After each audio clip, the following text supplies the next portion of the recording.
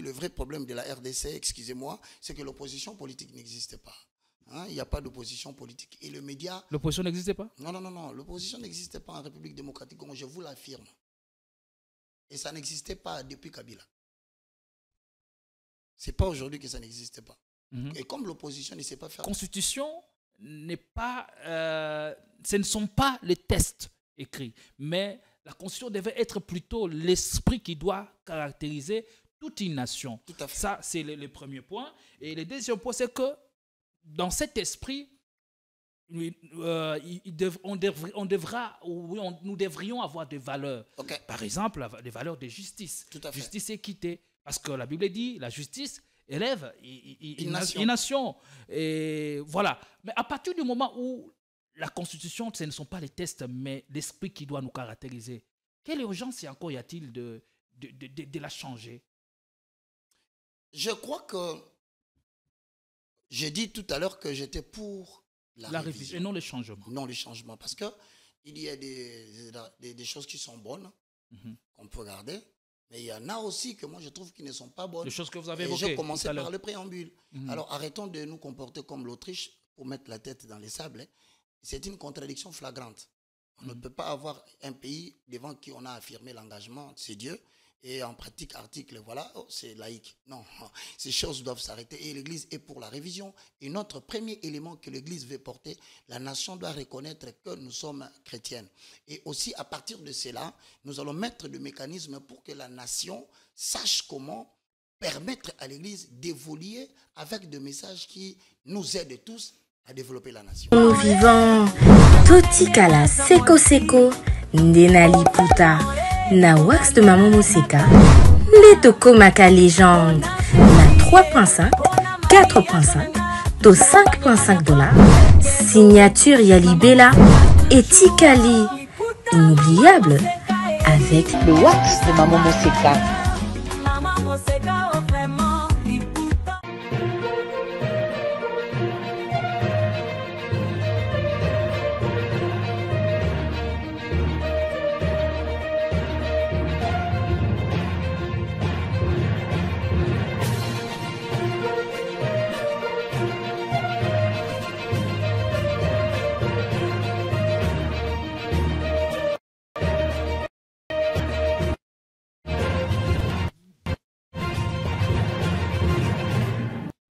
Essayez de nous suivre, nous adopter sans hésiter, car ici, nous estimons qu'il y a toujours de quoi se mettre sous la dent, mesdames et messieurs, chers internautes. Merci de nous regarder. Merci encore de nous renouveler votre confiance en ces débuts de semaine. La semaine est bien lancée sur Politicon, avec des visages que nous recevons rarement ici. Oui, il est des invités qu'on ne sait pas avoir toutes les semaines à cause de leurs fonctions et les responsabilités. Mais ils ont jugé aujourd'hui défendable de répondre à notre invitation en ce début de semaine.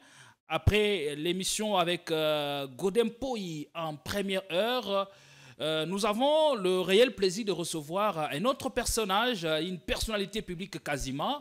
Il a plusieurs casquettes, promoteur de médias, acteur social et culturel, homme d'église, homme de foi et très très proche des politiques. L'émission que nous avions passée avec lui, c'est avait créé une vive polémique que nous sommes décidés de le faire revenir pour comprendre la portée biblique sur la question des révisions ou changements constitutionnels. Qu'en pense l'Église? Quelle est la vision biblique du changement ou de la révision constitutionnelle? Avec lui, on va bien aborder la question en profondeur avec beaucoup de pertinence. Merci de nous rejoindre. Si vous nous regardez pour la première fois, abonnez-vous et affichez la cloche des notifications pour ne rien manquer de nos contenus. Nous vous disons déjà merci parce que cap vers 50 000 abonnés, nous avons franchi la barre des 40 000 abonnés depuis le dimanche dernier. Nous vous en remercions énormément. Nous avons l'insigne honneur de recevoir pour démarrer la semaine l'évangéliste Roger Baka. Merci d'être venu.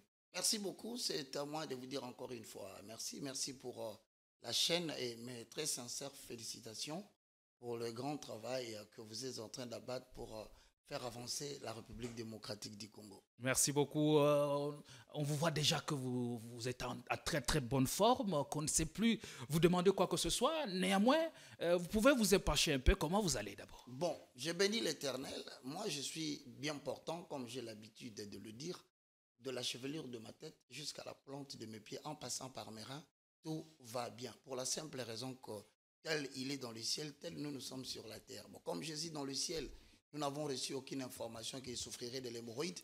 Comme il va bien, nous aussi, nous allons très bien. Mesdames et messieurs, je vous remercie et je me présente. Je suis le moindre, l'évangéliste Roger Baka, le plus petit de tous les serviteurs de Dieu, en accord avec le livre d'Ésaïe, chapitre 60, le verset 22. Je suis à la fois serviteur de Dieu et serviteur de notre Seigneur Jésus-Christ. Aujourd'hui, j'aimerais bien saluer tous les chrétiens qui nous suivent de partout dans le monde, les Congolais de la diaspora, les Congolais d'ici et d'ailleurs.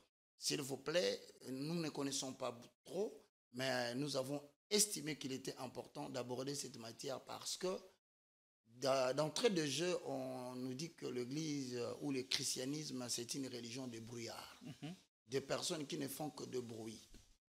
On nous qualifie encore de bons à rien, c'est-à-dire que nous sommes très préoccupés par les affaires du royaume de Dieu, au point que nous ne nous concentrons pas sur les affaires de notre pays. Et moi, je n'aimerais pas que l'Église de Christ puisse recevoir une telle qualification. Donc, il est de la responsabilité aussi de l'Église de participer à la vie nationale. Merci. Allez, on va aborder la question. Mais avant d'entrer dans le vif de la thématique ou du sujet arrêté pour aujourd'hui, dites-nous un peu l'affaire de plainte portée contre vous par les visionnaires du ministère Amen, Léopold Kalombo, bien entendu.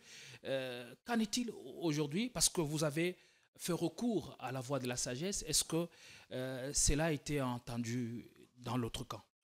Bon, de manière directe, il faut le dire que je n'ai pas eu une réponse parce que la démarche n'a pas été finalement entamée. Pourquoi? Pour la simple raison que je sens la grandeur d'âme. J'ai senti la grandeur d'âme de l'apôtre Mutombo qui finalement, j'estime que je le salue là où il est. Et je salue tous les ministères Amen. À mon humble avis, je crois, d'après la perception que je suis en train d'obtenir, que l'affaire aurait, sur le plan spirituel, trouvé sa paix. Et donc, je ne crois plus qu'en ce jour, sauf imprévu, que la chose continuerait parce que, d'une manière ou d'une autre, je n'ai pas senti les protagonistes vouloir continuer la chose. Et je bénis l'Éternel parce que nous sommes appelés à vivre dans l'unité, quelle que soit la diversité de nos pensées. Il n'y a pas eu rapprochement, vous ne vous êtes pas entendu ou vous n'êtes pas vu pour trouver un terrain d'attente? Nous avons plusieurs domaines de rapprochement, entre autres les rapprochements spirituels par le lien de la prière. Et donc je pense que par la grâce de Dieu, jusqu'à preuve du contraire, il y a une certaine grandeur d'âme du côté, bien sûr, de l'apôtre que je salue en passant, pour lequel d'ailleurs je suis aujourd'hui là pour défendre la cause de l'Église. Donc je tiens à remercier tous ces mondes qui, d'une manière ou d'une autre, ont intervenu pour qu'on atterrisse en paix. Oui, un atterrissage en douceur, mais vous êtes peut-être vous vous êtes un peu renseigné pour savoir ce qu'il en est. Et selon vous, qui était derrière cette volonté de vous voir cloué en tôle? Est-ce que c'était l'initiative émanée de lui ou le conseiller autour du visionnaire? Vous savez, nous avons un ennemi commun avec tout le monde, avec tous les hommes de Dieu, les aînés, ainsi que nous, la génération montante.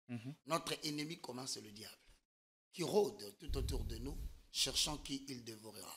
Et il arrive parfois que le diable s'en prenne à certaines personnes qui appartiennent à l'Église pour détruire une autre personne. C'est le cas de Judas Iscariote, qui a vendu pratiquement Jésus, mais qui a eu les remords. Après, parce qu'il a commis un acte qu'il ne croyait pas commettre un jour, et celui-là a coûté la mort physique précoce par la pendaison. Et donc moi, je pense qu'aujourd'hui, l'Église de Christ est en train d'être divisée pour rien. Pourquoi? Parce qu'il y a des personnes mal intentionnées, qui d'ailleurs n'apportent rien pour l'avancement de l'Évangile dans le monde, et par souci de se nourrir ou d'avoir un vêtement, d'avoir un peu d'argent, sont en train de faire le colportage tout autour des hommes de Dieu pour semer la division. Alors au jour d'aujourd'hui, je ne sais pas indiquer un homme. Pourquoi? Parce que la Bible dit... Et en le faisant, ils le font pour quel objectif? Pour se sentir important auprès du leader? Ben oui, il y a certains jeunes, il faut les reconnaître aujourd'hui, qui vivent des colportages, qui vivent de calomnies. En fait, c'est une façon pour eux de vivre, parce qu'ils ne savent pas gagner leur pain à la sueur de leur front, ils ne savent pas mouiller les maillots, ils ne savent pas assister à la bataille de l'évangélisation. Par conséquent, leur plus grand travail, et d'ailleurs, je te le confirme, parmi les leaders qui sont avec nous aujourd'hui, les anciens de la foi, il y a le courant passe très difficilement à cause des colportages. Tel a dit, tel avait critiqué, tel avait fait ceci. Ces gens-là sont devenus très très nombreux et on les retrouve maintenant dans l'église. Et je pense que nous devons nous rappeler des Écritures de Ephésiens chapitre 6, le verset 12. En mon temps qui dit, nous n'avons pas à lutter contre la chair et le sang, mais nous luttons contre les dominations, les principautés, les autorités, les esprits méchants qui sont dans l'espace céleste. Donc je réitère encore aujourd'hui la volonté de pouvoir dire aux aînés de la foi que nous devons nous focaliser sur l'essentiel. Évitons de nous lancer dans des histoires de on a dit, il avait dit, il avait fait. Moi je crois que ça ne fait pas avancer l'évangile. Et d'ailleurs, c'est la raison pour laquelle aujourd'hui en République démocratique du Congo, l'Église n'a pas de voix. Donc on ne sait pas consulter l'Église lorsqu'on veut vraiment prendre une décision qui engage l'avenir de l'Église. Malheureusement, c'est ça le plus grand problème. Et Voilà, c'est pourquoi voilà. c'est pour cette raison même que l'Église en RDC est en train de stagner. Et donc aujourd'hui, à ce jour, vous ne savez pas exactement désigner qui était derrière Moi, cette œuvre. je désigne les diables qui peuvent passer par des hommes et qui peuvent déranger les hommes. Mais je crois effectivement que chaque mission a des garanties. Chaque mission a aussi des combats. Donc, on ne sait pas dire que c'est tel, parce que nous n'avons pas lutté contre la chair et le sang. Alors, je lutte contre le diable qui peut utiliser n'importe quelle personne pour pouvoir essayer d'arrêter le mouvement que je suis en train de prôner aujourd'hui, parce que je suis en train d'insuffler à la population la restauration des valeurs spirituelles et sociales. Et on veut éteindre à tout prix cette lumière. Et moi, j'ai béni l'Éternel parce qu'il réobote. Jusqu'au jour d'aujourd'hui, il m'a secouru. Vous savez, je vais vous dire quelque chose, mon frère. Le combat que je suis en train de mener dans ces pays sur ce qui concerne la restauration de valeurs spirituelles, ni t'étais Dieu, je te confirme que je n'existerai pas. Je bénis Dieu pour ça. Il nous garde jusqu'à présent. Et là, on imagine tout le combat, toutes les attaques quotidiennes par lesquelles vous passez. Je peux te rassurer que dans cette histoire de la restauration des valeurs spirituelles inversées, j'ai été empoisonné. J'ai souffert pendant 6 mois. Dieu m'a guéri sans prendre un produit contre le poison. Dans cette situation de l'évangile que je prêche pour la restauration des valeurs spirituelles, je te confirme que j'ai eu un attentat d'élimination physique à la maison alors que j'habitais les camps Babylone. C'était vers 23h, 1h matin. J'ai vu des gens venir cagoulés avec des tenues, des armes. Et ce serait orchestré par qui? Je ne sais le dire, je dis les Toujours diables. les diables. Je continue à accuser les diables. Et donc, à part ça, j'ai eu des fuites, j'ai eu des mandats d'amener non avisés. Mais je bénis le Seigneur. Pourquoi? Parce qu'il a dit dans toutes ces choses, nous sommes plus que vainqueurs par celui qui nous a sauvés. Ah, amen. On a bien introduit l'émission avec ces paroles profondes. Alors, on est rassuré de savoir que l'âge des guerres a été enterré et que la paix règne désormais parmi vous. Alors, on n'a plus besoin de ça. On a besoin de se focaliser sur ce qui est essentiel. Sauver le meuble, prêcher l'évangile et gagner les âmes. Il y a encore beaucoup de gens aujourd'hui qui sont indécis, qui ne savent pas aller à l'église. Alors, il faut les convaincre et leur donner une nouvelle offre. C'est possible. Mais tout en étant conscient, en sachant la mission pour laquelle surtout vous êtes appelé. Allez, on va parler du sujet pour lequel on vous a fait venir, la révision constitutionnelle, changement ou révision constitutionnelle, vision biblique, oui ou non, l'Église est-elle favorable? Et avec vous, on va bien en parler, parce que je rappelle ici que l'émission sera aussi pédagogique. Merci. La première question, c'est de savoir qu'est-ce que vous attendez d'abord par la Constitution.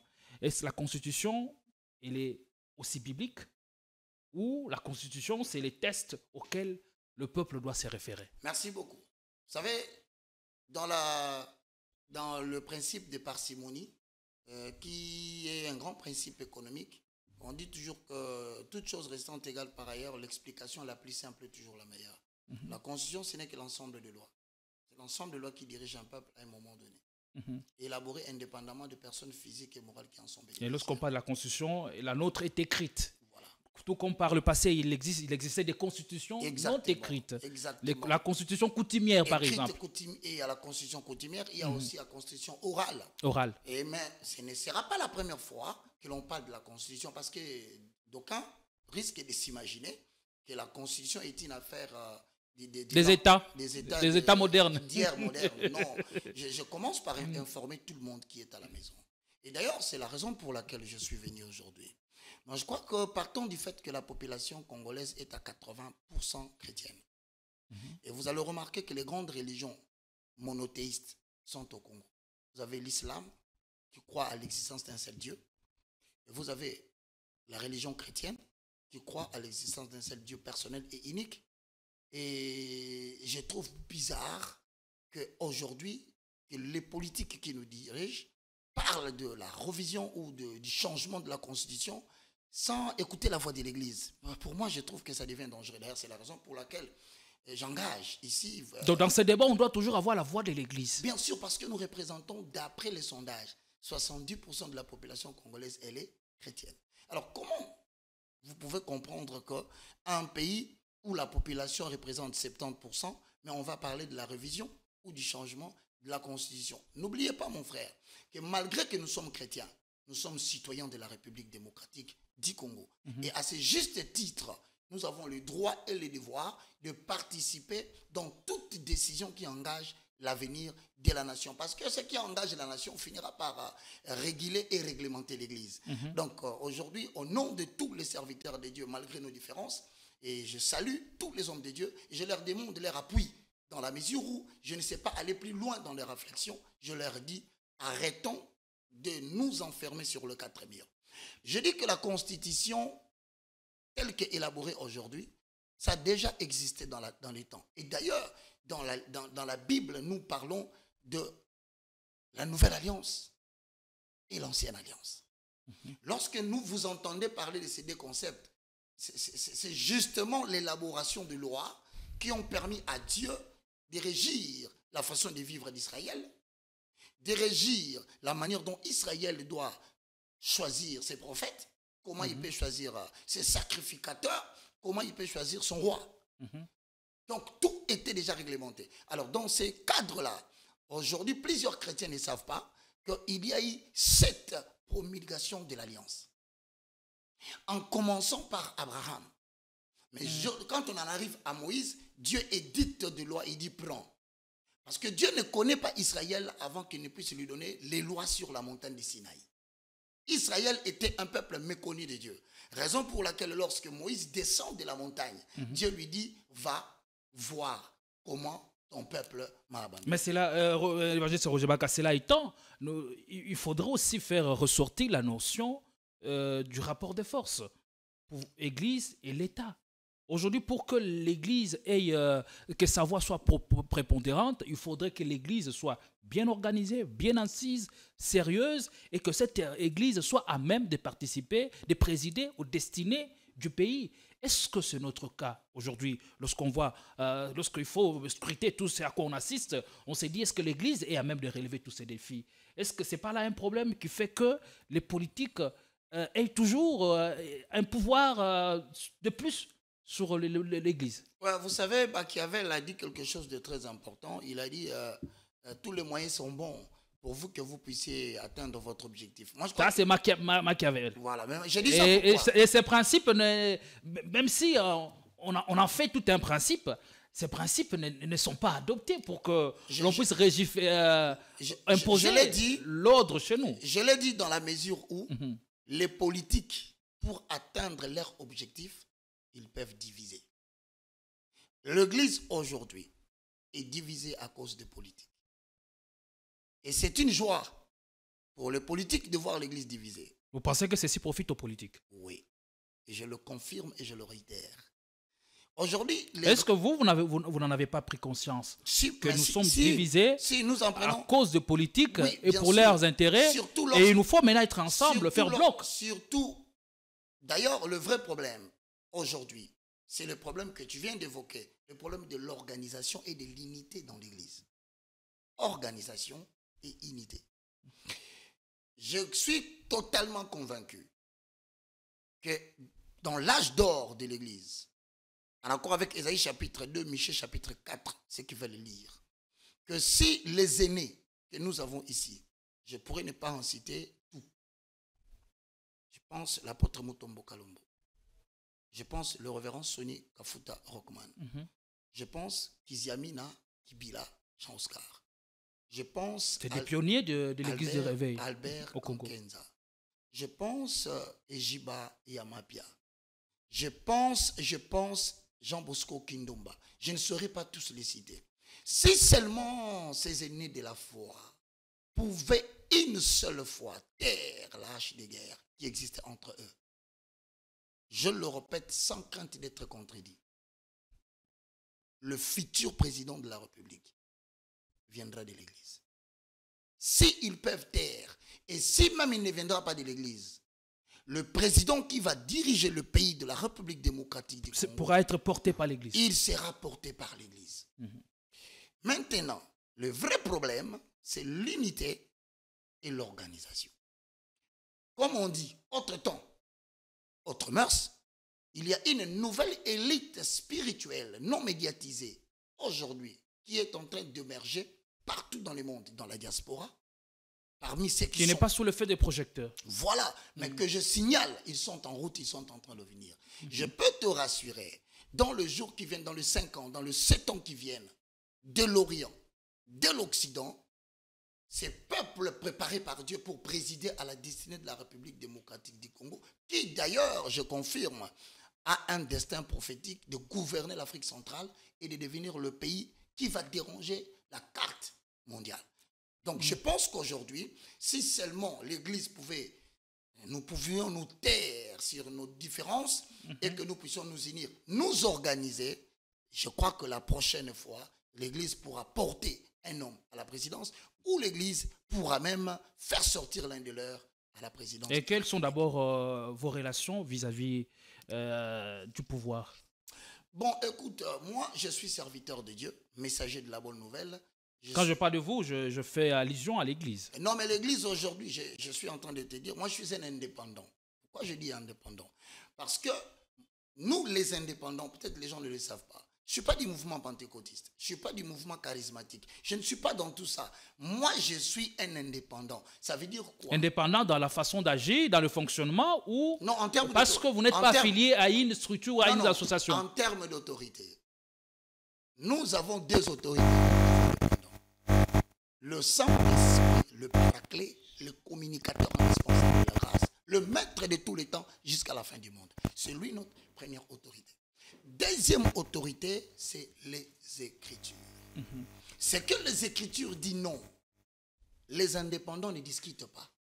C'est la vérité absolue. C'est absolu. Quand la Bible dit quelque chose, nous les indépendants, nous disons Amen. Mais l'église dont tu parles aujourd'hui, je ne parlerai pas de l'église, je dirais peut-être qu'il y a des plateformes qui n'entretiennent pas de bonnes relations avec le pouvoir en place. Et ceci est dû à quoi? Mais c'est dû au fait qu'ils ont manifesté une certaine appartenance à un certain pouvoir qui est passé. Okay. Je le dis et je le confirme. Aujourd'hui, nous avons des pasteurs anciens aînés de la foi, mais qui ne peuvent pas collaborer avec le pouvoir par le simple fait qu'ils se sont politisés à une certaine période. Et selon vous, quelle doit être la position de l'Église dans la vie de l'État? En bref, certaines personnes estiment que l'Église devait faire alliance avec les politiques de l'opposition, renverser les institutions établies lorsque le régime en place est en train d'outrager, de faire souffrir la population au lieu de les servir. Je dis quelques-uns estiment que non, l'Église devait faire ce travail. Et les autres estiment que en tant qu'Église, dans les concepts milieu vous devez faire le contre-pouvoir, vous devez être le contrepoids du pouvoir. Voilà, et c'est rallier même à l'opposition et voir même les autres. Les autres disent qu'on peut se rallier au mouvement subversif pour renverser le pouvoir en place et en établir un autre pouvoir. Est-ce que la dernière thèse n'est pas beaucoup plus plausible? Non, ce n'est pas possible. Pourquoi? Parce qu'aujourd'hui, vous savez que l'Église catholique a participé aux marches. Vous savez que l'Église catholique aujourd'hui a accompagné le pouvoir en place. Mais si on vous posait la question, quelles sont les relations entre le régime en place et l'Église catholique? ça chauffe. Donc, pour dire que l'Église n'est pas amenée à atteindre ses objectifs par des démarches politiques. Mais il a un rôle à jouer. Est-ce que l'Église ne fait pas partie de la société civile? Parce que je trouve mal un peu que l'Église soit à fond et ne sache pas dire les choses telles qu'elles se présentent. Aujourd'hui, par exemple, je prends les cas, sans parler de l'Église catholique romaine, je parle de l'Église de Réveil. Elle ne sait pas dire quoi que ce soit, elle ne sait pas faire bouger les lignes, elle ne sait pas pousser les décideurs à changer les conditions du peuple congolais. Et quelle est la raison de votre existence? Je partage ton point de vue, c'est peut-être la raison pour laquelle je ne suis pas très bien reçu auprès de certains de l'Église, parce que moi je dis que la religion devient l'opium du peuple lorsque l'Église ou la religion qui se trouve dans c'est le cas de le dire. Oui, la religion qui se trouve dans le pays ne sait pas trouver des solutions aux problèmes du pays, cette religion n'a pas de raison d'être. Voilà pourquoi je suis justement là, parce qu'il y a une race que nous appelons les Désoliviers, nous appelons la race des Zorobabel et des Josué. Ce sont des personnalités à la fois spirituelles avec influence politique. Certaines personnes me disent, mais Roger, nous te sentons dans la politique, nous te sentons dans la religion. Je dis, vous êtes très proche de politique et même de la politique. Ils doivent s'habituer. Pourquoi? Parce que l'Église a des représentants. Moi, je ne suis pas représentant de l'Église, mais je suis une voix. Moi, je suis simplement une voix. Je ne suis dans aucune plateforme, mais circuler dans la capitale, vous entendez parler de Roger Baka. Et une voix qui résonne dans le désert. Il faut être dans leur plateforme pour faire changer les choses de l'intérieur. Le vrai problème, c'est ça. Nous régir en termes de plateforme, c'est museler l'Église. C'est atténuer la puissance de l'Église. L'Église, c'est l'unité dans la diversité. Et je rentre dans ta question pour te dire, même certains disent que dans l'ancien temps, il y a eu des prophètes comme Nathan qui ont grondé le roi. Il y a des prophètes comme Jean-Baptiste, bien qu'il a fini sa tête sur un plateau, il a dit au roi mais qui savait dire non quand même. Justement, certaines personnes estiment qu'aujourd'hui, on pouvait se permettre aussi de dire des choses, des vérités, et s'il faut le faire même... Sans outrager le chef. Bon, sans outrager le chef. Mais écoute, mais lorsque Jean-Baptiste dit, mais Hérode, la femme que tu as, c'est pas ta femme, c'est la femme de ton frère Hérodias. Alors, est-ce qu'il a touché le chef? Non, mais il a fini sa tête sur la table. Mais ça veut dire quoi tout simplement? Mais la Bible ne nous a pas donné tout le récit. De quelle manière il a fait passer le message?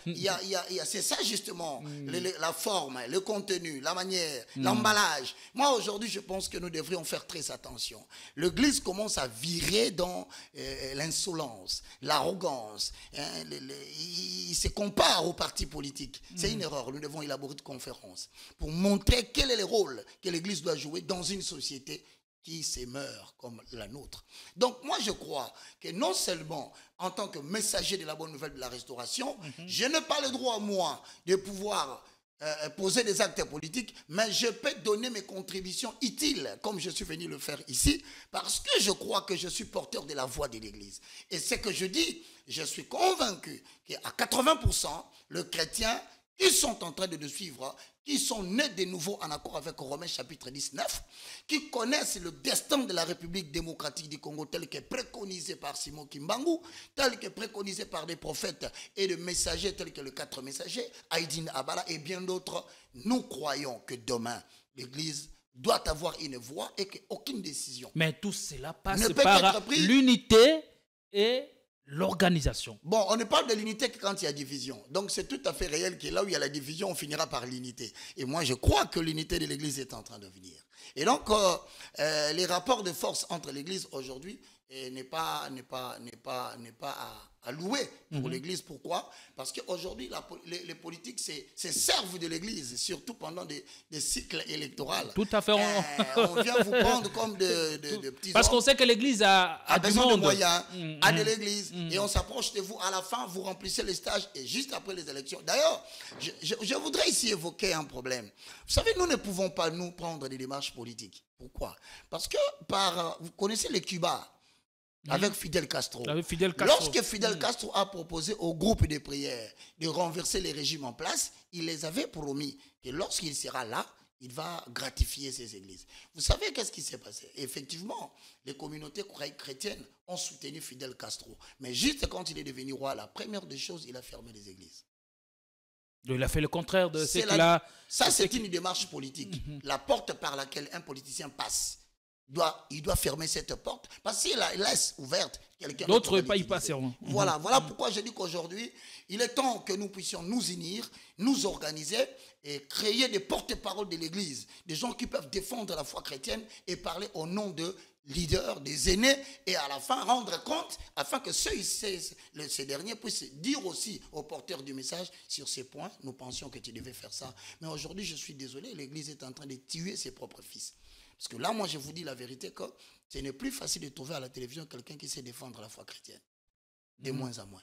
Donc, je crois qu'aujourd'hui, il est temps que nous puissions nous unir, nous organiser, afin de donner une voix à l'Église. Et en ce qui concerne le combat que vous portez, c'est-à-dire d'avoir une voix prépondérante par rapport à ce sujet d'actualité, de révision et changement constitutionnel. Voilà. Et vous parlez que l'Église doit y jouer un rôle ou doit y participer. Vous parlez de quelle Église? Parce que je sache, nous n'avons pas une seule Église.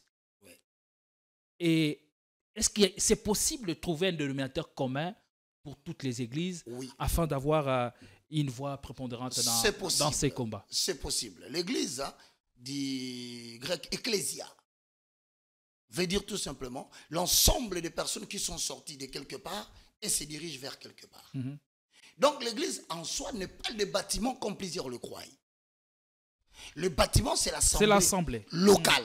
Mais l'église, à proprement parler d'Israël, il est sorti de l'Égypte, il a traversé le désert pour atteindre Canaan, le lieu où coule le lait et le miel. Donc l'église, c'est l'ensemble de tous ces messieurs qui ont accepté de croire en Jésus en tant que Seigneur et Sauveur, et qui, de par notre vie sur la terre, nous nous préparons pour nous rendre un jour dans le royaume que le Seigneur est allé nous préparer dans le ciel. Mais en attendant, nous sommes sur la terre. Donc, le dénominateur commun de tous les chrétiens, c'est quoi? C'est que nous sommes... Non, parce que j'ai l'impression que vous portez la voix des chrétiens. Voilà. Mais ici, on parle de l'Église. Oui, mais l'Église, c'est justement ça. Et l'Église doit avoir, parce que la Constitution même le reconnaît, devant Dieu, devant la nation et devant le monde. Et devant le monde. Alors, de quelle église parle-t-on? Je parle de l'église, l'ensemble de toutes les personnes qui habitent la République démocratique du Congo, qui ont accepté, en accord avec Romains 19, je confesse de ma bouche le Seigneur Jésus. Peu importe là où il est, je ne considère pas la dénomination dans laquelle il appartient. La plateforme dans laquelle il m'appartient, ça ne me concerne pas. Et je dis aux chrétiens, nous nous dirigeons vers une période où vous n'aurez pas besoin de savoir comment l'autre appelle Dieu dans sa langue. Non, le plus important, il a confessé Jésus en tant que Seigneur et Sauveur. Je parle de cette église-là qui représente 80% de la population congolaise. Elle doit être prise en compte dans cette matière de révision constitutionnelle. Permettez-moi d'insister sur cette question. Ouais. À vous entendre parler, j'ai l'impression comme si vous voulez vous excluez l'église musulmane.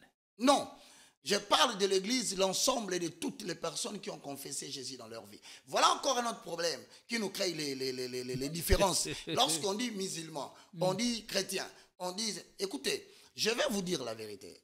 Le Seigneur Jésus a dit, je suis le chemin, la vérité et la vie. Nul ne vient au Père que par moi. Mais je crois que dans la tête de certaines personnes, il existerait un Jésus physique jusqu'à aujourd'hui. Non. L'apôtre Paul dit dans 1 Corinthiens chapitre 5, le verset 16. Si nous avons connu Jésus selon la chair, maintenant nous ne le connaissons plus de cette manière. Moi je parle de toutes ces personnes qui ont changé leur style de vie par des valeurs. Jésus est une valeur. La fidélité, c'est une valeur. Le respect des droits de l'autre, c'est une valeur. Aujourd'hui, l'amour du prochain, c'est une valeur. Alors, tous ces gens qui incarnent les valeurs chrétiennes, les valeurs qui peuvent promouvoir Jésus-Christ, vous n'allez pas me dire que chez le musulman, il n'y a pas de... D'ailleurs, ils en font beaucoup plus preuve. Alors, vous savez qu'aujourd'hui, parmi les églises dites de réveil, les actions qu'on appelle les actions qui peuvent influencer la société n'existent pas. Vous avez moins de gens qui ont des hôpitaux. Allez à l'église catholique, vous avez des gens qui ont des hôpitaux. Nos enfants, nous, le pasteur, nous qui parlons ici à la télévision, ils étudient dans des écoles chrétiennes. Mais quand une religion peut offrir des établissements pour préparer l'avenir de demain, qui est la jeunesse, ces gens sont dans la voie du Seigneur. Alors, je ne veux pas entrer dans le point de doctrine. Là, c'est là où se trouve le problème. Parce que chaque confession religieuse a sa doctrine, à ces fondements qui est défini comme le fait justificatif de leur croyance. Mais sur le point de... Et c'est là que beaucoup d'églises se démarquent. Voilà, c'est là qu'il y a les problèmes. Et donc aujourd'hui, moi je pense qu'il est important que le chrétien, qui qu'il soit, peu importe la religion qu'il va avoir dans sa tête, que ce soit l'église des Noirs, mais est-ce que nous ne pouvons pas parler unité? Quand nous parlons unité, nous parlons de Dieu. Quand nous parlons organisation, nous parlons de Dieu. Quand nous parlons donner une voix aux croyants, nous parlons de Dieu. Alors, ne nous lançons pas dans la doctrine, ne nous lançons pas dans les fondements, sans boycotter tout le monde. Il est temps pour nous de parler la même voix. Pour qu'aujourd'hui, que quand même, l'État se rende compte de manière pratique du poids que représente l'Église. Aujourd'hui, je voudrais vous dire, comme j'ai débuté, Dieu a émis des lois qu'il a données à Moïse. Et vous allez voir que l'Ancien Testament, c'est justement cet ensemble de lois qui a dirigé les enfants d'Israël sous les règnes de Moïse. Ça s'appelle Ancien. Mais vous allez remarquer que chaque traité, d'ailleurs pour ceux qui connaissent l'histoire de la Bible, le livre des Deutéronomes, c'est le traité de l'alliance, de l'ancienne alliance. Parce que chaque alliance doit avoir un élément, un document. Ici, vous avez votre constitution. Quand ils sont allés à Sun City, ils sont revenus, ils ont révisé, ils ont dit des choses. Mais il doit y avoir un livre. C'est ça ce que vous appelez la constitution. Maintenant, dans la foi chrétienne, il y a eu le livre des Deutéronomes. Celui qui maîtrise les livres des Deutéronomes maîtrise l'alliance ou la constitution de l'ancienne alliance. Oui, une question de curiosité peut-être, avant d'évoluer. Mais pourquoi on a l'impression que le loi dans l'ancienne alliance ou sous l'ancienne alliance était beaucoup plus respectée que celle de la nouvelle alliance? Oui, mais c'est parce que l'ancienne alliance est établie comme étant une alliance que Dieu a traité avec la nation d'Israël. Je dis bien Dieu, c'est lui l'initiateur de cette alliance. C'est lui, en deux langages, aujourd'hui, il est l'initiateur de la constitution de l'ancienne alliance. Et c'est lui qui est en train de mettre en place des autorités. Et je vous donne un exemple clair. Lorsque vous voulez être prophète en Israël, lorsque vous prétendez être sacrificateur en Israël, même devenir roi, Dieu avait préalablement établi le ministère prophétique dans le cadre de l'alliance. Il devait y avoir un prophète qui devait prendre de l'huile, qui devait déverser. Voici le mécanisme d'accession au ministère prophétique, au ministère sacerdotal et au ministère royal. Le mécanisme, la procédure. Donc, cela voudrait bien que le prophète puisse te oindre d'huile. L'huile, c'est l'ombre du Saint-Esprit dans l'Ancien Testament. L'onction. L'huile te confère la capacité de répondre à l'appel. Sans l'huile, tu ne feras rien. Voici une constitution. Mais aujourd'hui, on s'est passé de tous ces procédés, de tous ces mécanismes. Tout simplement parce que nous avons changé de régime. Nous étions dans la théocratie. Ok. Aujourd'hui, nous sommes dans la démocratie. Dans la théocratie, Dieu lui-même institue des autorités. Et il a le pouvoir d'envoyer le prophète pour dire au roi qu'il s'est écarté de la ligne éditoriale tracée par l'Éternel. Quand bien même qu'il aurait sa politique propre, il doit savoir quel est le destin d'Israël. Il doit se raligner à cela. Mais aujourd'hui, ce n'est plus l'Église qui établit des autorités. Est-ce que la démocratie, c'est un mode d'accession au pouvoir que vous, Église ou homme de foi, vous considérez à sa juste valeur? Vous savez, la démocratie n'est pas le meilleur régime politique qui existe dans le monde. Le monde est en perpétuelle mutation. La démocratie, c'est peut-être le régime d'après plusieurs, les régimes politiques les moins, avec les effets néfastes les moindres. C'est-à-dire que si on a adopté la démocratie dans ces pays, c'est parce que ce n'est pas le meilleur régime politique. Parce qu'il y a des pays qui sont sous la tyrannie, il y a des pays qui sont sous la dictature, mais qui se développent mieux que les pays qui sont dans les régimes démocratiques. Bon, moi, je pense qu'aujourd'hui... Et d'ailleurs, généralement, les pays où la démocratie sévit au quotidien connaissent plusieurs problèmes. Le problème de la démocratie, tout ordre. Le problème de la démocratie, c'est que c'est un système qui nous a été apporté par les Blancs. C'est hérocentrique. Ce sont les Blancs qui nous ont apporté ces régimes. Mais posez-vous la question, est-ce que la démocratie, depuis qu'on a commencé, vers les années 1980, 1970, nous montons, nous venons, est-ce que nous avons obtenu le résultat que nous avions voulu? C'est ça la problématique. Les gens doivent être à mesure aujourd'hui de se poser la question, est-ce qu'avec nos réalités sociétales, avec nos coutumes et lois, est-ce que la démocratie répond vraiment aux problèmes du souci du développement de la nation? La réponse est donc non. Voilà pourquoi aujourd'hui, je vous l'ai dit, je vous ai dit que La constitution de l'Ancien Testament est appelée le ministère prophétique dans le cadre de l'Alliance. Donc Moïse est venu avec des lois. Mais ces lois-là n'ont pas pu amener le peuple à la perfection. Okay. C'est la problématique que nous avons aujourd'hui. Est-ce que la constitution congolaise, telle qu'élaborée, avec subjectivité et subjectivation, peut-elle nous amener à la perfection? Il faut se poser cette question. Mais alors aujourd'hui, les pasteurs ont peur. Les serviteurs de Dieu ont peur d'aborder cette matière parce que certains diraient qu'ils craignent l'arrestation. Mais moi, je suis en train de vous confirmer que tant que l'Église ne jouera pas son rôle ici en République démocratique du Congo, Congo ne va pas décoller. Je répète, dans la constitution, mon très cher frère, de l'Ancien Testament, il y a eu un Nouveau Testament qui est arrivé. On appelle Nouvelle Alliance. Il fallait modifier, il fallait reviser l'ancienne alliance. C'est comme ça que Jérémie chapitre 31, le verset 31 dit ceci vers le verset 32. Il dit, l'heure vient, le prophète écrit, je vais traiter avec la maison d'Israël une nouvelle alliance. Et aujourd'hui, on dira que l'heure peut venir dans la suite des temps où les Congolais seront dotés d'une nouvelle constitution. Mais maintenant, quels sont les éléments que nous voulons placer dedans? Qu'est-ce que nous voulons changer? Qu'est-ce que nous voulons modifier? Voici là où se trouvent les vrais problèmes. Et en soulevant déjà ces débats ou cette question, de manière dépassionnée, on va vraiment creuser la profondeur. Merci. Vous, en tant qu'homme de foi, homme d'église, en lisant cette constitution du 18 février 2006, quelles sont les failles ou les faiblesses que vous avez pu relever pour que l'on juge aujourd'hui l'opportunité de sa révision ou de son changement? Bon, moi, je crois que d'abord, de par le préambule, nous nous sommes lancés dans un quiproquo que j'estime aujourd'hui ne nous permet pas de nous identifier comme des hommes intelligents de la génération. Excuse-moi de le dire. Parce que si vous lisez le préambule, vers la fin, vous verrez que nous avons pris des engagements devant qui? On dit réaffirmant notre droit inaliénable et imprescriptible de nous organiser librement et de développer notre vie politique, économique, sociale, culturelle, selon notre génie propre, conscient de nos responsabilités devant Dieu, la nation, l'Afrique et le monde. Et puis, déclarons solennellement adopter la présente constitution. Développer notre vie politique et notre vie économique devant Dieu, devant la nation et devant le monde.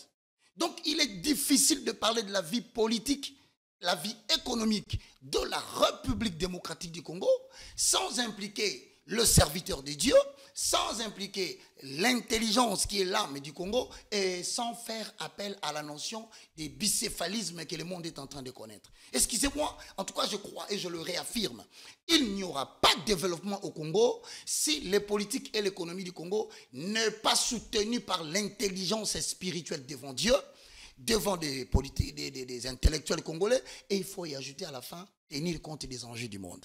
Alors, quand vous dites que réaffirmons tout ça, mais devant Dieu, mon frère, je te pose une question.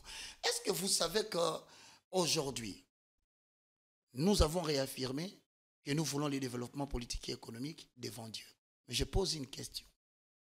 Comment pouvez-vous accepter que vous vous engagez devant Dieu et vous dites que le pays est laïque?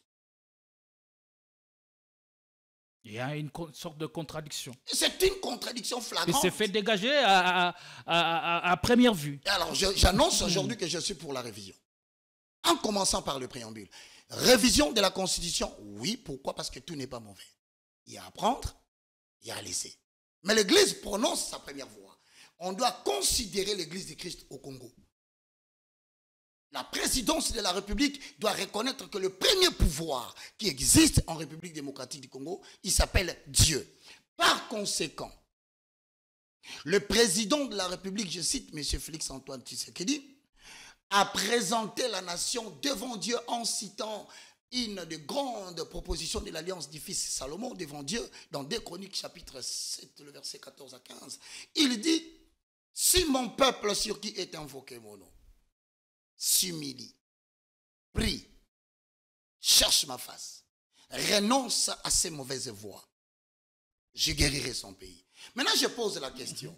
Comment le président de la République peut être tenté de faire une telle déclaration en reconnaissant que le pays est reconnu laïque. Sur quoi s'est-il basé? Voilà les choses qu'aujourd'hui l'Église doit... Nous devons saisir l'occasion que nous offrent aujourd'hui les politiques pour la révision constitutionnelle. Moi, je pense que, puisque c'est devant Dieu, nous devons commencer par reconnaître que l'article 1er. Alors, avez-vous le sentiment que certains articles ou certaines dispositions de la Constitution sont muettes ou n'ont pas été explicites sur certaines questions? Le cas du préambule vers la fin, c'est muet. Ça jette le discrédit. C'est pas explicite. Non seulement explicite, mais contradictoire. Il y a de la contradictoriété dans cette affaire. Comment vous pouvez dire que vous croyez en Dieu, mais c'est une religion monothéiste?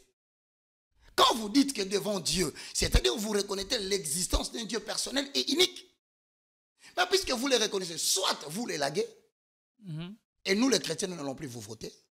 Et quelles seront les conséquences? Ou soit vous l'acceptez, vous avez l'adhésion populaire de tous les chrétiens. Et quelles seront les conséquences de ce basculement? C'est-à-dire, on passe d'un état laïque à un état chrétien ou religieux. Ça veut dire quoi? Ça veut dire que dès lors que nous reconnaissons, ou nous quittons le stade de pays laïque, il y a des conséquences parce que nous reconnaissons maintenant Dieu comme étant le seul sauveur personnel et unique de la République démocratique du Congo. Par conséquent, nous allons avoir ce qu'on appelle la conséquence des règles de conduite. Okay. C'est comme vous allez aux Émirats Arabes Unis, c'est comme vous allez en Iran, c'est comme si vous allez en Irak. Toutes les lois des droits sont codées sur mesure par rapport au Coran. Et donc, on devra revoir les lois congolaises en disant que, dorénavant, voici la conduite que doit prendre la République démocratique du Congo face au fait qu'il admet que la politique, l'économie s'exerce devant un Dieu qui a des styles de vie qu'il faut suivre. Ça, c'est de un. De deux, ne vous y trompez pas, nous allons bénéficier des garanties que nous sommes prêts à dire au président, nous sommes prêts à dire au Parlement, nous sommes prêts à dire au Sénat et même à l'exécutif. Voici les conséquences positives de croire que la RDC stipule l'article 1er, la République... Mais il n'y a pas que les conséquences, permettez-moi, Evangeliste Roger Baka, il y a aussi des garanties positives, mais il y en a aussi des revers ou encore des conséquences négatives. Par exemple, lorsqu'on passe ou on accepte ces basculements, dorénavant, on va reconnaître la sorcellerie et autres pratiques. Non, mais pas seulement la sorcellerie. Moi, je pense que si on reconnaît cela, d'abord, premièrement, nous allons avoir des règles qui sont adaptées à la pensée de Dieu, à l'esprit des Écritures. Je ne parle pas à la forme, parce que dans la Bible, il y a la forme et les fonds. Notre fond, c'est dans le Nouveau Testament. L'ancienne alliance, c'est du judaïsme. Elle a été promulguée pour qu'Abraham donne une conduite à sa postérité. Nous ne sommes pas obligés d'appliquer tout ce qui est de l'Ancien Testament. Notre vie est calquée sur le modèle de la vie du Christ. Maintenant, quand tu parles de conséquences, je te donne une garantie. Vous savez qu'aujourd'hui, Israël s'est attaqué à Hamas. Et les conséquences, vous le savez, c'est toutes les nations arabes qui sont en train de bombarder Israël. Alors aujourd'hui, la Bible appelle Israël la pierre pesante des nations. Quelles que soient les nations environnantes qui oseront se liguer contre le oint qui s'appelle Israël, ils tomberont sous leur pouvoir. Je vous annonce qu'aujourd'hui, malgré tous les bombardements en Israël, il y a ce qu'on appelle le traité d'Abraham. Israël s'en sortira. Aujourd'hui, quelques nations arabes ont reconnu le traité d'Abraham. Que dit le traité d'Abraham? C'est ce qu'on appelle le traité de non-agression. Le pacte de non-agression. Dieu a réveillé certains pays arabes pour reconnaître qu'Israël est une nation choisie. Je te parle aujourd'hui du Soudan. Je te parle du Maroc. Je te parle des Émirats Arabes Unis. Les échanges commerciaux continuent à s'opérer et ils continuent à intensifier les relations. Voilà comment Dieu peut faire de vos ennemis vos alliés. C'est une garantie. Alors le Congo est aussi dans une même situation face à des pays frontaliers qui sont hostiles au développement du Congo. Lorsque vous reconnaîtrez ces dieux-là enverra des messagers. Moi, je ne parle pas des gens qui ont fait la théologie, je le respecte beaucoup. Je parle des prophètes inspirés qui descendent de l'Éternel avec contact de la communion. Quand ils parlent à la télévision, les siens, ceux qui ont l'esprit du Seigneur comprennent qu'un temps est en train de venir au Congo, une nation chrétienne est en train de se lever. Donc moi je crois, les conséquences sont nombreuses sur le plan positif, mon frère. Et seulement, nous n'avons pas encore prêché cela. Et à partir du moment où on va promulguer ou encore on va avoir des valeurs spirituelles qui devront désormais guider une nation, voilà. Même le loi, même la constitution qui sera est calquée, écrite sera respectée. Voilà. C'est la raison pour laquelle aujourd'hui les tests de cette constitution ne sont pas respectés. Mais c'est tout simplement parce que nous avons fait du pays des pays laïcs. Dieu dit dans les accords qu'il a déclarés dans la bouche du prophète Jérémie, dans Jérémie 31, 31, il dit, ce jour-là, je prendrai mes lois. Je les écrirai dans votre cœur. C'est pour dire que l'obéissance va devenir normale. Ce n'est pas quelque chose de forcé. Ce n'est pas une soumission, mais c'est un mode de vie. Donc, il n'y aura plus quelqu'un qui va servir Dieu parce qu'on l'a poussé. Il n'y a pas quelqu'un qui va faire le koulouna, il va arrêter le koulouna parce qu'on lui a dit arrête. Il n'y aura personne qui va détourner l'argent de l'État. Bon Dieu, j'aurais pu oublier cette affaire de détournement. Donc, tu vois, on peut en parler toujours. Donc, vous voyez, c'est comme ça que Dieu dit, je prendrai mes lois. Mon frère, nous avons vu des femmes prostituées, nées dans une famille prostituée, abandonner la prostitution et devenir des servantes du Seigneur. Nous avons vu des criminels avérés, reconnus, avec carte de visite, se transformer pour devenir des serviteurs de Dieu. Alors, si des choses pareilles peuvent être faites, il suffit seulement que l'on dise Congo n'est plus une nation laïque. Quand je dis ce n'est plus une nation laïque, je vais dire tout simplement ceci, que nous n'allons plus reconnaître l'existence des religions polythéistes qui croient à l'existence de plusieurs dieux. Et quand même elles existent, elles doivent être traquées et poursuivies dans leur dernier retranchement. Il faut traquer. Comme c'est le cas dans des pays arabes où le christianisme n'est pas le bienvenu. Mais est-ce qu'ils ne se développent pas? Parce qu'ils ont respecté leur religion. Est-ce qu'ils ne se développent pas? Moi, je crois que le Congo est une nation chrétienne. Mais ça, c'est votre regard. Mais le regard de politique, le regard de politique est tout autre. Voilà, j'en viens chez le politique. Je vais te dire quelque chose. Ouais. Lorsque vous allez reconnaître la République démocratique du Congo comme étant une nation chrétienne, il y a beaucoup de conséquences positives, surtout sur le plan politico-économique. Pourquoi je le dis? Le propriétaire foncier de la terre, c'est Dieu. Il est capable de faire germer dans votre pays les semences de la terre. Il est capable de les arrêter. Mais le problème qui est là, c'est que, d'ailleurs, c'est ça le problème non seulement des autorités politiques congolaises, mais aussi des autorités politiques africaines. Nous sommes infiltrés par la trahison de l'Europe, de l'Amérique, des capitalistes. Ce pays a toujours plairé des gens. Je commence. Vous prendrez le cas. En 1957, Lumumba va écrire un livre. Il dit « Congo, terre d'avenir, est-il menacé ?» Ce livre a été complètement racheté par les Blancs, brûlé. Jusqu'au jour d'aujourd'hui, je pose la question s'il y a un seul citoyen. Je parle avec le fils de Lumumba, que je salue en Belgique ou en France, qui d'ailleurs se bat pour que ce livre réapparaisse. On a tué Lumumba. Mort physique, précoce. 2. 30 ans plus tard, en 1987, un jeune homme insoufflé de mêmes inspirations va vouloir protéger sa nation. Thomas Sankara. Il a été tué, mort physique. Comme qui dirait, tous les nationalistes ont toujours le même sort. Vous irez voir Kadhafi, mort physique, précoce. Il avait une idée, c'est les États-Unis d'Afrique. L'unité vient de Dieu. Lorsqu'il a pensé à cela, avait-il Dieu pour le protéger contre la mort physique précoce? Non. Voilà pourquoi je dis aux autorités politiques aujourd'hui, vous avez des bonnes idées, mais seulement vous avez été pris en prison par des mouvements philosophiques. Tu ne peux pas combattre un blanc si tu appartiens dans son mouvement. Avoir des bonnes idées, c'est bien, mais savoir répondre à la destinée prophétique de votre pays, c'est mieux. Quand vous répondez à la destinée prophétique de votre pays, vous devez rétablir votre spiritualité. Tout à fait. Et aujourd'hui, les autorités politiques et économiques, je te le confirme sans crainte d'être contredit, avec beaucoup de respect de leur choix, ils sont des prisonniers des mouvements philosophiques. Franc-maçonnerie, Maïkari, Rose-Croix et Cancard.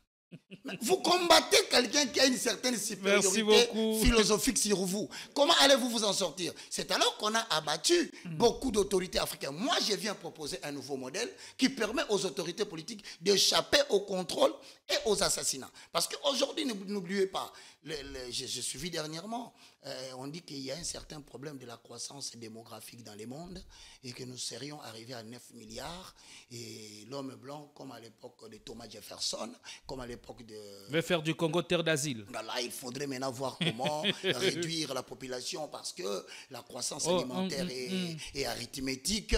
Par conséquent, il faut quitter les 9 milliards pour avoir 3 milliards. Et pour éliminer par quelle voie? voie? Par des voies bactériologiques. Toutes ces épidémies que vous voyez aujourd'hui, ce sont des épidémies qui viennent des laboratoires militaires où on fabrique des virus pour éteindre. Et aujourd'hui, nous avons des comprimés que nous prenons. Aujourd'hui, nous avons des vaccins. À petit feu. Il semble qu'il y aurait aussi des vaccins qui ont pour objectif principal la stérilisation de la population africaine. Vous voyez, alors maintenant, il faut que nous puissions mettre en place un leadership des élites spirituelles capables de voir les choses spirituellement, et de les arrêter, économiquement et les arrêter. Merci beaucoup, Évangéliste Rosebaka. On va prendre l'intervention. On aura 2 ou 3 questions sur cette question et puis on va vous allez mettre un point de vue sur les enjeux mondiaux avec France-Afrique ou France RDC. On prend cet extrait du discours du président français Emmanuel Macron. On revient pour continuer l'émission. Le président intervient, je l'ai évoqué, dans un contexte particulièrement tragique pour le peuple congolais. Nous en avons évidemment longuement parlé avec le président à l'instant. La population de l'Est de la RDC souffre depuis maintenant 3 décennies des conflits armés, des déplacements de population et des ingérences étrangères. La France continuera à se battre pour qu'elle ne soit pas oubliée et qu'une solution soit trouvée. Et vous recevoir, passer le temps que nous avons passé à parler en détail de ce qui se joue, c'est aussi redire très clairement qu'il ne peut pas y avoir de double standard. Et que nous qui défendons l'intégrité territoriale en Europe, nous la défendons aussi sur le continent africain. Dans ce contexte particulièrement douloureux, je veux évidemment réexprimer notre solidarité avec le peuple congolais et rappeler ici la position de la France. D'abord, la France ne transigera jamais sur l'intégrité territoriale et la souveraineté de la RDC. Ensuite, nous n'avons aucune difficulté à pointer les responsabilités. Je vais le dire avec la plus grande clarté possible, la France condamne fermement l'action de tous les groupes armés, et particulièrement l'offensive du M23, qui doit cesser les combats et se retirer de l'ensemble des territoires qu'il occupe. Tous les groupes armés, je dis bien tous, doivent être désarmés progressivement, démobilisés. Et c'est un recours plein et entier à votre souveraineté qui doit s'en suivre. Le Rwanda, je l'ai redit au président Kagame dans un échange récent, doit cesser son soutien au M23 et retirer ses forces du territoire congolais. Je lui ai redit et je le rappellerai dans les prochains jours. Et l'urgence est à la désescalade. Il est également important, dans le même temps, de lutter contre les discours de haine et l'action des anciens génocidaires du FDLR. Voilà, Emmanuel Macron que revenait sur la question sécuritaire dans la partie orientale de la République démocratique du Congo en appelant à toutes les parties de respecter l'accord, le processus de paix de Luanda et de s'incliner pour voir enfin la paix au niveau de cette partie du pays et même au niveau de la sous-région parce que cette région est stratégique. Si on n'y fait rien, eh bien cette situation risque d'embraser toute la sous-région. Alors, on est avec l'évangéliste Roger Baka, on va poursuivre l'émission, mais d'abord, avant de continuer, je fais un petit résumé sur ce dont on parlait tout à l'heure, c'est-à-dire, je résume, donc, la Constitution n'est pas, ce ne sont pas les textes écrits, mais la Constitution devait être plutôt l'esprit qui doit caractériser toute une nation. Tout à fait. Ça, c'est le premier point. Et le deuxième point, c'est que dans cet esprit, nous devrions avoir des valeurs. Okay. Par exemple, des valeurs de justice. Tout à fait. Justice et équité. Parce que la Bible dit, la justice élève une nation. Et voilà. Mais à partir du moment où la Constitution, ce ne sont pas les textes, mais l'esprit qui doit nous caractériser, quelle urgence encore y a-t-il de la changer? Je crois que j'ai dit tout à l'heure que j'étais pour la révision. Et non le changement. Non le changement. Parce qu'il y a des choses qui sont bonnes, qu'on peut garder, Mais il y en a aussi que moi je trouve qui ne sont pas bonnes. Les choses que vous avez Et évoquées. je commençais tout à par l'heure. le préambule. Alors arrêtons de nous comporter comme l'Autriche pour mettre la tête dans les sables. Hein. C'est une contradiction flagrante. On ne peut pas avoir un pays devant qui on a affirmé l'engagement, c'est Dieu, et en pratique, article, voilà, oh, c'est laïque. Non, ces choses doivent s'arrêter et l'Église est pour la révision. Et notre premier élément que l'Église veut porter, la nation doit reconnaître que nous sommes chrétiennes. Et aussi, à partir de cela, nous allons mettre des mécanismes pour que la nation sache comment permettre à l'Église d'évoluer avec des messages qui nous aident tous à développer la nation. Ça, je crois qu'il y aura d'autres choses qu'on va essayer d'aborder dans la suite. Et pour vous, les dispositions intangibles devront rester.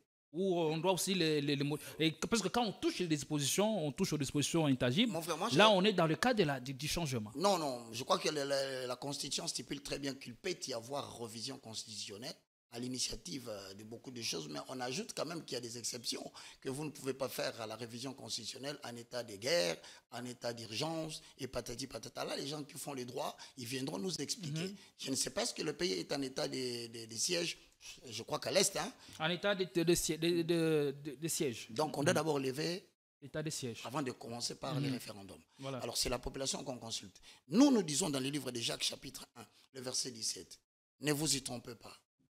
Car tout don parfait et toute grâce excellente descend de l'Éternel d'en haut des lumières, en qui il n'y a ni changement, ni ombre de variation. » Il n'y a que Dieu qui ne peut pas connaître des changements, il n'y a que Dieu qui ne peut pas connaître des variations. Toute œuvre réalisée par les hommes est perfectible. Peu importe la grandeur des gens qui l'ont élaborée.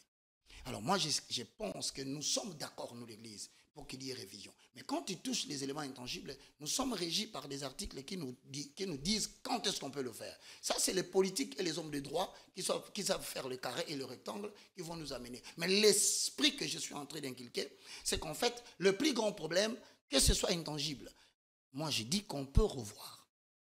Le vrai problème, c'est la subjectivité et la subjectivation. Autrement, je vais dire ceci. L'intention politique cachée derrière une action politique n'a jamais été révélée.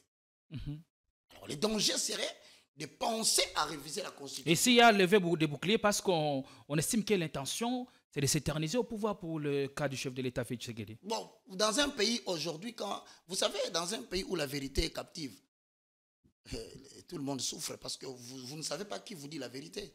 C'est le pouvoir en place qui vous dit la vérité. C'est l'opposition qui vous dit la vérité. Nous ne savons pas. Voilà pourquoi moi j'ai... Parce que sur la table, l'argument, c'est que pourquoi vouloir du changement de la révision constitutionnelle à la fin au second mandat du chef de l'État. C'est pourquoi j'interdis les uns et les autres d'avoir cette intention-là. Parce que si vous le faites, celui qui viendra après vous le fera encore et le pays ne fera que sombrer dans les chaos. C'est ce danger-là qu'on doit prévenir l'autorité en place de réorienter leurs pensées. C'est ça ce que moi je suis en train de conseiller en tant que serviteur de Dieu. Parce que si c'est vraiment augmenter le mandat des chefs de l'État, dans un point, je pourrais vous dire que moi non plus, je ne suis pas d'accord avec le 5 ans. Mais je ne le dis pas pour que le président soit là. Vous êtes d'accord pour 10 ans? Je vous donne un exemple, que les gens me comprennent très bien. Lorsque on est en possession du pouvoir, la première année, c'est une année d'essai, d'observation. Vous tâtez le terrain. Plusieurs ne savent pas ce qu'ils doivent faire. Peu importe le pays dans lequel vous vous retrouvez. Sauf dans le pays où les gens sont préparés avec une idéologie politique économique. Mais quand le législateur donne 5 ans, il sait que tout doit se faire dans les 5 ans. Oui, mais et non au-delà. C'est par rapport. Vous devez avoir les compétences requises pour relever ces défis. Si vous n'êtes pas appelé à respecter cette constitution, les délais, eh bien, votre place n'est pas à la présidence. Lorsque le législateur avait établi la constitution, il n'avait pas donné de quotas aux partis politiques. Aujourd'hui, vous avez des quotas. Telle fonction, tel ministère revient à tel. Tel ministère revient à tel parti. L'opposition aura tel parti. Le législateur, lui, n'avait pas vu ça. Mais pourtant, c'est ce que vous faites aujourd'hui. Mais ce n'est pas une raison pour prendre autant de temps sur des questions, sur une question comme celle-là. Vous savez, mon frère, hein, the right man in the right place n'existe plus au Congo. On donne par rapport au quota. Mais justement, la notion de la compétence a été détruite à cause de la politisation de l'administration. Vous allez prendre un politicien pour le mettre, par exemple, directeur de la DGRAD. Je ne dis pas que le directeur est incompétent, mais je donne un exemple. La fonction publique. Mais la personne que vous mettez là, a-t-il des capacités avérées? puisque vous avez respecté le quota. Et la notion de la compétence, où l'aviez-vous mis? Encore une fois, nous devons revoir cette constitution. Pourquoi? Parce que le législateur, lui, ne savait pas qu'un jour, on aboutira au partage. Et où étiez-vous au temps de Kabila pour faire cette demande ou porter la voix de l'Église pour la révision du constitutionnel? Au temps de Kabila, j'ai parlé comme je parle aujourd'hui.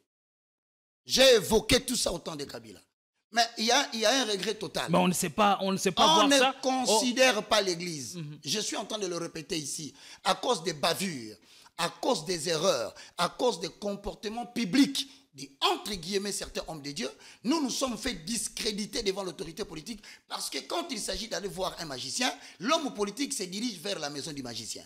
Mais lorsqu'il faut aller voir le pasteur, c'est le pasteur qui doit quitter sa maison pour venir voir l'autorité politique. Voilà, merci beaucoup. Donc je continue à dire que je suis aujourd'hui tout à fait d'accord. Mais nous devons le faire sous l'œil du contrôle du peuple. Déjà, je pense qu'on a évoqué tous les points.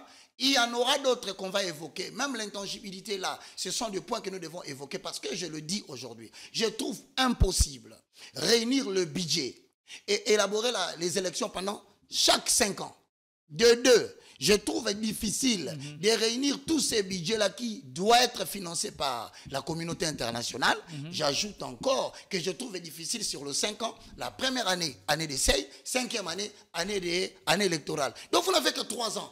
Comment quelqu'un en 3 ans peut-il incarner, réaliser, matérialiser pour une si grande nation à moitié continentale? Voilà, ça fait débat. Certainement, il faudra que les débats soient portés au niveau de l'Assemblée nationale, voire juger l'opportunité de... Je vous promets d'aller déposer un ordre.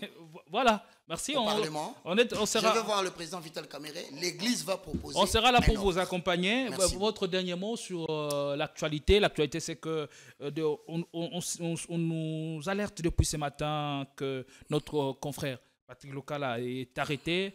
Le motif pour lequel il est arrêté n'est pas encore connu. Mais beaucoup soupçonnent la main ou du directeur de Top Congo. Bon, nous disons en accord avec Deutéronome. Excusez-moi, j'aime bien les citations bibliques quand je dois mettre un point de vue politique pour que je reste dans la croyance. Tout à fait. Deutéronome 29 dit « Les choses cachées sont à l'Éternel, mais les choses révélées sont à nous et à nos enfants. » Et quelles sont les choses révélées pour cachées, nous? Parmi les choses cachées, c'est la raison pour laquelle on a arrêté Patrick. Alors, comme c'est encore caché, je ne sais pas commenter, mais je le soutiens de loin. Et je pense qu'aujourd'hui, le vrai problème de la RDC, excusez-moi, c'est que l'opposition politique n'existe pas. Il n'y a pas d'opposition politique. Et le média... L'opposition n'existait pas? Non. L'opposition n'existait pas en République démocratique Congo, je vous l'affirme. Et ça n'existait pas depuis Kabila. Ce n'est pas aujourd'hui que ça n'existe pas. Et comme l'opposition ne sait pas faire le contrepoids du gouvernement en place, les journalistes, les animateurs, les personnalités de médias font maintenant l'opposition à la place de l'opposition. Voilà pourquoi vous verrez qu'il y aura beaucoup d'arrestations. Pourquoi? Parce que vous êtes obligé de prendre position. Vous êtes obligé de vous engager dans une voie. Et c'est cette voie déplaît à l'autorité politique, il y aura toujours des arrestations de nos amis de médias. Et pour que l'opposition existe, quels sont les paramètres pour que l'on parle d'une opposition efficace? Il faut l'émergence d'une nouvelle élite.